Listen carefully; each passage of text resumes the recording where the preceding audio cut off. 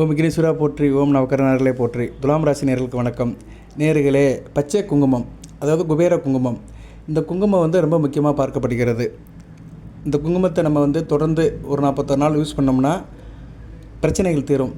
இது நெத்தியில் வச்சுக்கலாம். இப்போ நம்ம சிவப்பு குங்குமம் நம்ம வீட்டில் இருக்குது, கோயிலில் கொடுக்குறாங்க. செந்தூரம் பெருமாள் கோயிலில், ஆஞ்சநேயர் கோயிலில் கொடுப்பாங்க. அதே மாதிரி பச்சை குங்குமம். இந்த பச்சை குங்குமம் ஒரு முக்கிய சக்தி வாய்ந்ததாக பார்க்கப்படுகிறது.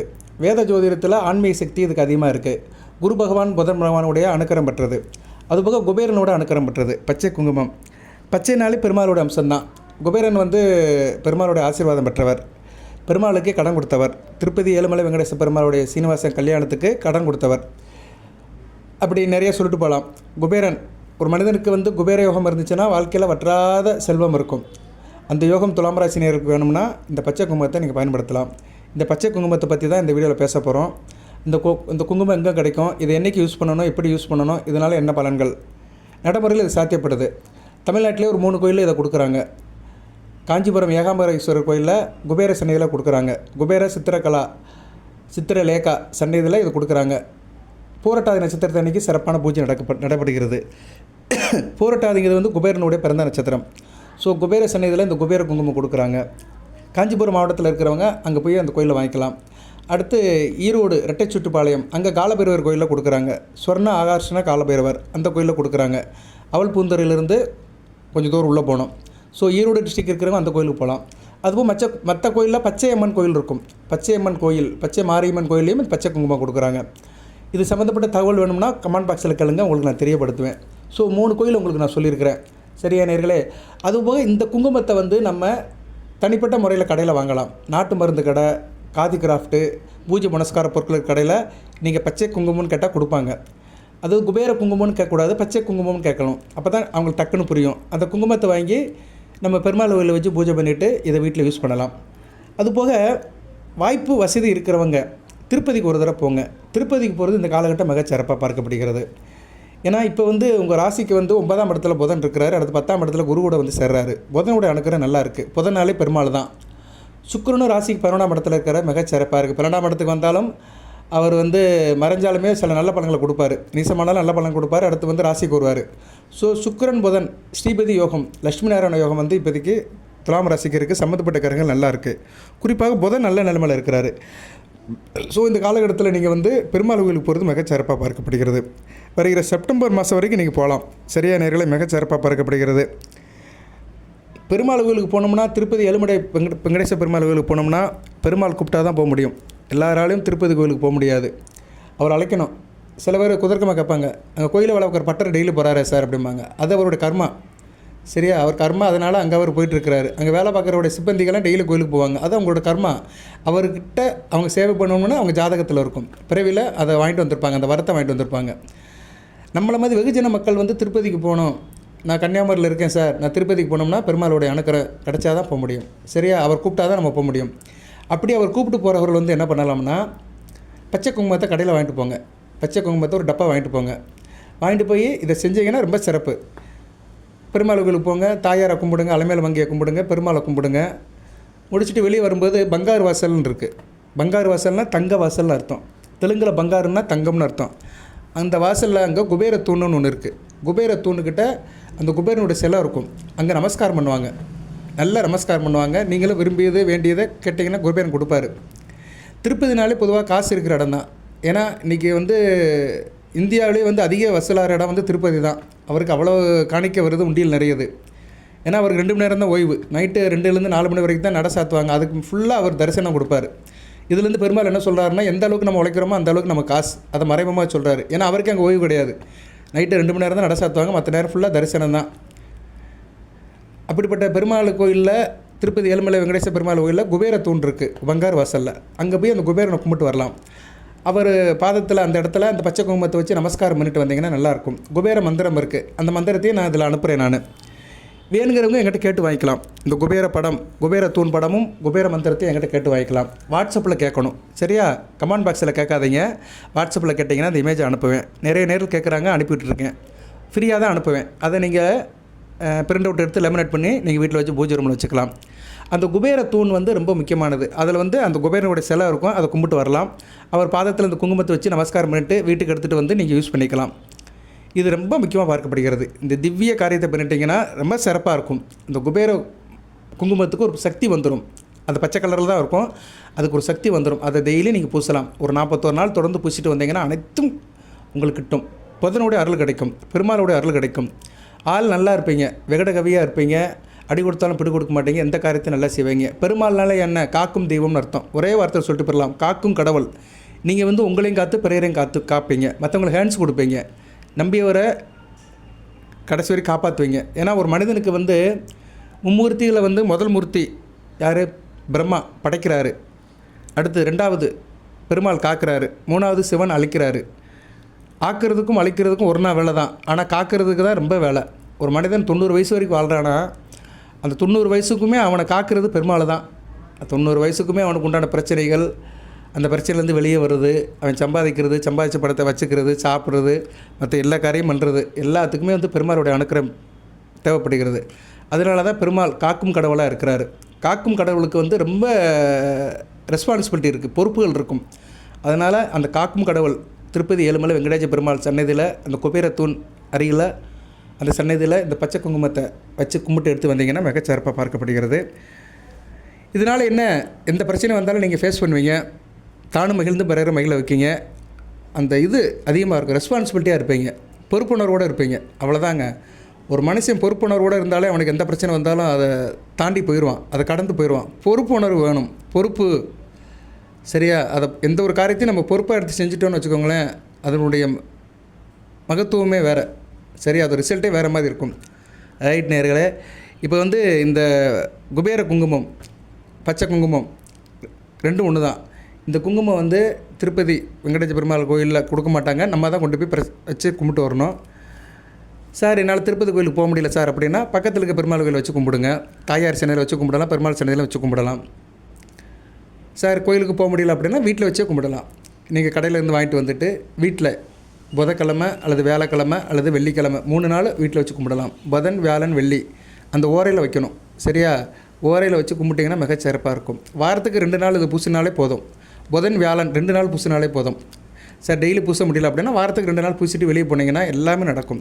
உங்கள் ராசிக்கு புதன் 9 12 கூடையவன், ஒரு ஆத்ம பலன் இருக்கும், சரியா. காரியத்தில் வெற்றி கிடைக்கும், படிக்கிற மாணவர்களுக்கு நல்லாயிருக்கும். சிஸ்டர் ரிலேட்டடாக இருக்கிறவங்க, கம்ப்யூட்டர் சம்மந்தப்பட்டவங்க, இந்த காலத்தில் சாஃப்ட்வேர் இன்ஜினியர் சொல்கிறோம், நிறையா இருக்குது சாஃப்ட்வேர் இன்ஜினியர்ஸ். சாதாரண லேப்டாப்பில் வேலை பார்க்குறவங்கலேருந்து பெரிய சயின்டிஸ்ட் வரைக்கும் இன்றைக்கி சிஸ்டத்தை யூஸ் பண்ணுறாங்க, சரி. சிஸ்டத்தின் மூலமாக நிறையா காரியங்கள் பண்ணுறாங்க, அவங்களுக்குலாம் நல்லாயிருக்கும்.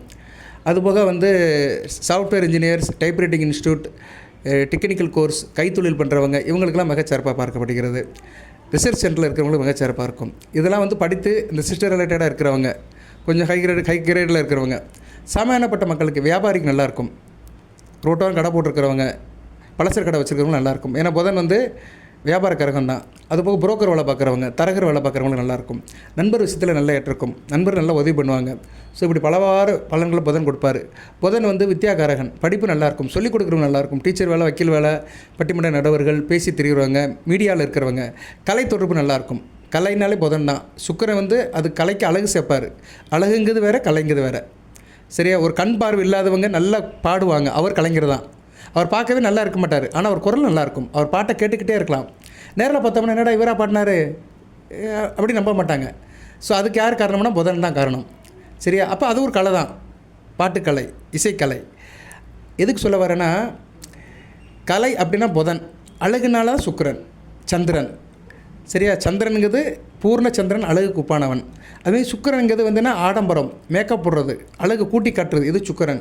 நல்ல வஸ்திரம் போடுறது, நல்ல பட்டு சேலை கட்டுறது, ஜருகை கட்டுறது, நல்லா எடுப்பாக சேலை தொட்டு போடுறது, மற்றவங்க பார்க்குறதுக்கு வந்து கவர்ச்சியாக இருக்கிறது, இதெல்லாம் சுக்கிரன் செய்வார். சில பேர் பாருங்கள், ட்ரெஸ் கோட் போட்டால் நல்லா டீக்காக இருப்பாங்க, அவங்கள பார்த்துட்டே இருக்கலாம், அப்படி இருக்கும். அது மாதிரி அதெல்லாம் சுக்கிரனோட அம்சம், உங்கள் ராசினோட அம்சம். ஆனால் புதங்கிறது கலை, ஆளுக்கு அங்கே வேலை இல்லை, அவனுடைய செய்கிற வேலைக்கு தான் அங்கே விஷயம் இருக்குது. அதுதான் ஒரு உதாரணம் சொன்னேன், சரியா நேர்களே.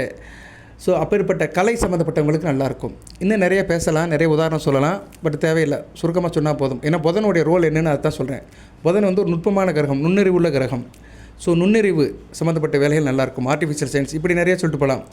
செயற்கை நுண்ணறிவு, இப்படி நிறையா சொல்லலாம். புதன் வந்து எல்லாத்துக்கும் வருவார், ஜோதிடத்துக்கு வருவார். வானசாஸ்திரம், ஜோதிடம், சிற்பக்கலை, இப்படி நிறைய சொல்லிட்டு போகலாம்.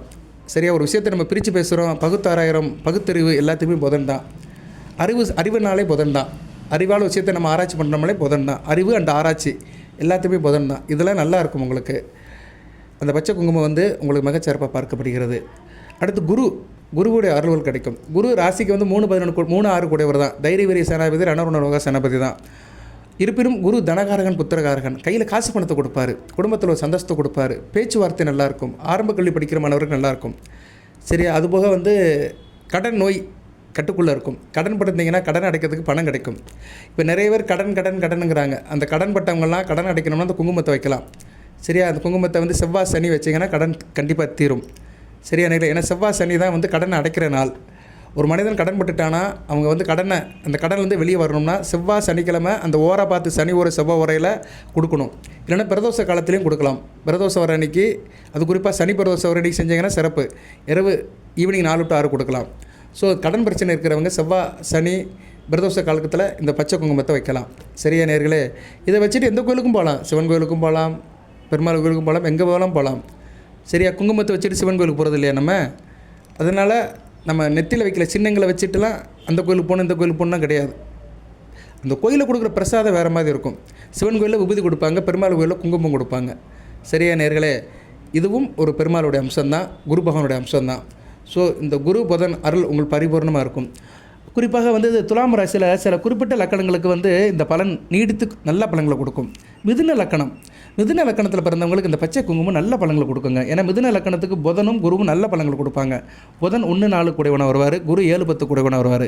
நல்லாயிருக்கும். இந்த மிதுன லக்கணத்தில் பிறந்தவங்களுக்கு இன்டகிரேஷன் நல்லாயிருக்கும், தொழில் வியாபாரம் நல்லாயிருக்கும், உயிர்கெடுப்பு நல்லாயிருக்கும், வித்தைகள் நல்லபடியாக வரும், தாய் உறவு நல்லாயிருக்கும், விவசாயம் நல்லபடியாக வரும், இன்டகிரேஷன், கடன் மனை உறவு, கூட்டு தொழில், பங்கு சந்தை, தொழில் வியாபாரம் நல்லபடியாக இருக்கும். அடுத்து வந்து சிம்ம லக்கணத்துக்கு சூப்பராக இருக்கும். சிம்ம லக்கணத்துக்கு புதன் 2-11 கூடையவனாக வருவார். தன குடும்ப வாக்கு சனாபதி, லாப சனாபதி. நல்ல வருமானம் வரும், வருமானத்தை சேர்த்து வச்சு லாபம் சம்பாதிப்பாங்க. அடுத்து குரு 5-8 கூடையவனாக வருவார். தூரதேச அமைப்பு நல்லாயிருக்கும், வெளிநாட்டு வேலைகள் கிடைக்கும், திடீர் அதிர்ஷ்டம் கிடைக்கும், பிள்ளைகளால் லாபம் இருக்கும். ஸோ மிதுன லக்கணம், சிம்ம லக்கணம். அடுத்து கன்னியா லக்கணத்துக்கு நல்ல பலன்களை கொடுப்பாரு. அந்த லக்கணத்தை சொல்லிவிட்டு அதுக்கு பின்னாடி பலனில் சொல்கிறேன். மிதுன லக்கணம், சிம்ம லக்கணம், கன்னியா லக்கணம். அதுக்கடுத்து வந்து தனுசு லக்கணம், அடுத்து கும்ப லக்கணம், மீன லக்கணம். இந்த லக்கணத்துக்கு எல்லாமே வந்து குருவும் புதனும் நல்ல பலன்கள் கொடுப்பாங்க. இப்போ துலாம் ராசியில் நீங்கள் சித்திரை, சுவாதி, விசாக நட்சத்திரத்தில் பிறந்திருந்தாலுமே நான் சொன்ன லக்கணம் மிதுனம், சிம்மம், கன்னி, தனுசு, கும்பம், மீனம், இந்த 6 லக்கணத்தில் பிறந்தவங்களுக்கு நல்ல பலன்கள் இருக்குங்க. சரியா, மற்றவங்களை காட்டிலே நல்ல பலனை இந்த பச்சை குங்குமம் கொடுக்கும். இந்த குபேர குங்குமம் வந்து நல்ல பலன்களை கொடுக்கும். சரியா, அது மிதுன லக்கணத்துக்கு என்ன பலன்னு சொல்லிட்டேன். சிம்ம லக்கணத்துக்கு நல்லா இருக்கும், கன்னியா லக்கணத்துக்கு நல்லா இருக்கும். இன்டகிரேஷன், வீடு, மனை, வண்டி, வாகனம் நல்லபடியாக இருக்கும். சரியா, தொழில் நல்லா இருக்கும், ஆள் நல்லா இருப்பீங்க. அதேமாதிரி தனுசு லக்கணத்துக்கு அப்படி தான், கும்ப லக்கணத்துக்கு அப்படி தான், மீன லக்கணத்துக்கு அப்படி தான். பொருளாதார நிலை எல்லாம் நல்லாயிருக்கும். இணக்கம், குடும்ப ஒற்றுமை, குடும்ப கௌரவம், தொழில் வியாபாரம், லாபம், ப்ராஃபிட், பெனிஃபிட் நல்லபடியாக இருக்கும். ஸோ இந்த 6 லக்கணத்துக்காரங்களுக்கு மிகச்சிறப்பாக இருக்கும், நல்ல விதமாக பார்க்கப்படுகிறது. மேசம் விருச்சிகம் பிரச்சனை தீரும். மேசம் விருச்சிகத்தில் இருக்கிறவங்களுக்கு தூரதேச அமைப்பு நல்லாயிருக்கும், வெளிநாட்டு வேலை சித்திக்கும். மேச லக்கணம், விருச்சி லக்கணத்தில் இருக்கிறவங்க வெளிநாட்டுக்கு போகணும், வெளிநாட்டில் போய் நான் செட்டில் ஆகணும் அப்படின்னா அந்த பச்சை குங்குமத்தை 41 நாள் நீங்கள் பூஜை பண்ணி நெத்தியில் வச்சிங்கன்னா மிகச்சிறப்பாக இருக்கும். மேசம் விருச்சிக லக்கணத்துக்கு. கடக லக்கணத்துக்கு வந்து கடன் அடையும். சரியா, கடன் அடையும், அப்பா வழி சொத்துக்கள் கிடைக்கும், குடும்பத்தில் பிரச்சனைகள்லாம் சார்ட் அவுட் ஆகும். ஸோ கடல் லக்கணத்தில் பிறந்தவங்களுக்கு கடன் பிரச்சனை, நோய் பிரச்சனை, உடல் ஆரோக்கிய பிரச்சனைலாம் சார்ட் அவுட் ஆகும். அடுத்து மகர லக்கணத்துக்கு நல்லாயிருக்கும்.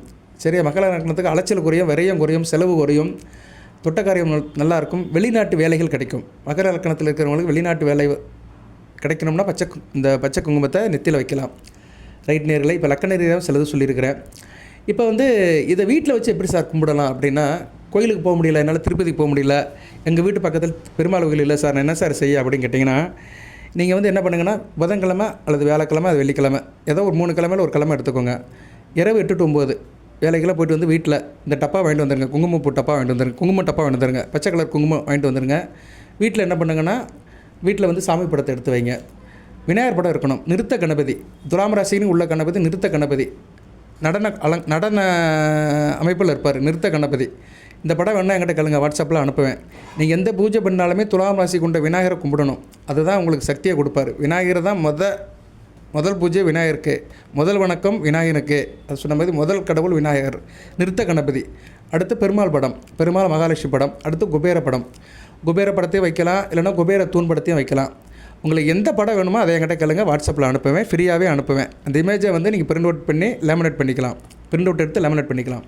ஸோ நிறுத்த கணபதி, பெருமாள் மகாலட்சுமி படம், குபேர படம், இந்த 3 படம் கம்பல்சரியாக இருக்கணும். இதை வச்சுட்டு என்ன பண்ணிங்கன்னா பஞ்சபாத்திரத்தில் தீர்த்தம் வைங்க. சரியா? தீர்த்தம் தண்ணி ஊற்றுங்க, துளசி போடுங்க, மல்லிகை இதழ்கள் போடுங்க, இல்லைன்னா செந்தாமரை இதழ்கள் போடுங்க. மல்லிகை போடலாம் அல்லது செந்தாமரை இதழ்கள் போடலாம். பன்னீர், பச்சை கற்பூரம் போடுங்க, கொஞ்சம் மஞ்சள் குங்குமம் போட்டுருங்க. சரியா? விபூதி போடக்கூடாது, ஏன்னா இது வந்து பெருமாளை நினச்சி கும்பிட்றோம். மகாலட்சுமி ஸ்ரீபதி யோகம், லட்சுமி நாராயண யோகம் வரணும், அந்த குபேர யோகம் வரணும்னு நினச்சி கும்பிட்றதுனால விபூதி போடக்கூடாது. விபூதி கூடியவன் சிவன். சரியா? அதனால் விபூதி போடாமல் மஞ்சள் குங்குமம், பச்சை கற்பூரம் அல்லது பன்னீர், பஞ்சகவியம் இதெல்லாம் கொஞ்சம் ஊற்றலாம். சரியா? பன்னீர் பஞ்சகவியம் லிக்விடாக இருக்கும். பச்சை கற்பூரத்தை உடச்சி அதுக்குள்ளே போட்டுடலாம், தண்ணிக்குள்ளே சின்ன பீஸ், சின்ன வெள்ளையாக போடலாம். அதுபோல் துளசி போடலாம், நான் சொன்ன நறுமண பூக்கள் போடலாம். பிரார்த்தனை பண்ணுங்கள், குபேர மந்திரத்தை சொல்லுங்கள். குபேர மந்திரம் வந்து சமஸ்கிருதத்தில் இருக்கும், அது வேணுங்கிறவங்க எங்கிட்ட கேளுங்க, நான் அனுப்பிவிடுவேன். மகாலட்சுமி மந்திரத்தை சொல்லுங்கள், அது சமஸ்கிருதத்தில் தான் இருக்கும். அந்த மந்திரத்தை நிறைய நான் சொல்லியிருக்கிறேன், துலாம் ராசிக்கு நிறைய சொல்லியிருக்கிறேன். நமஸ்தே கமலவாசினின்னு ஆரம்பிக்கும், நமஸ்தே கமலவாசியே செல்வ ரூபிணியே அப்படின்னு ஆரம்பிக்கும். அந்த மந்திரத்தை நீங்கள் சொல்லலாம். சார் அந்த மந்திரம் எனக்கு வாயில் வரவாடிக்கு சார் அப்படின்னா மகாலட்சுமி தாயை நீங்கள் நினச்சி கும்பிடலாம். ஓம் அஷ்டலட்சுமி தாயே போற்றி, ஆதிலட்சுமி போற்றி, தனலட்சுமி போற்றி, தானியலட்சுமி போற்றி, திவ்யலட்சுமி போற்றி, திரைவலட்சுமி போற்றி, சௌபாகலட்சுமி போற்றி, வீரலட்சுமி போற்றி, விஜயலட்சுமி போற்றி, ஐஸ்வர்யலட்சுமி போற்றி, மகாலட்சுமி போற்றி, நாராயணையே போற்றி அப்படின்னு மகாலட்சுமி நாமத்தை சொல்லுங்கள். பெருமாளுடைய நாமத்தை சொல்லுங்கள், ரொம்ப சிறப்பு. ஏன்னா பெருமாள் தான் புதன்.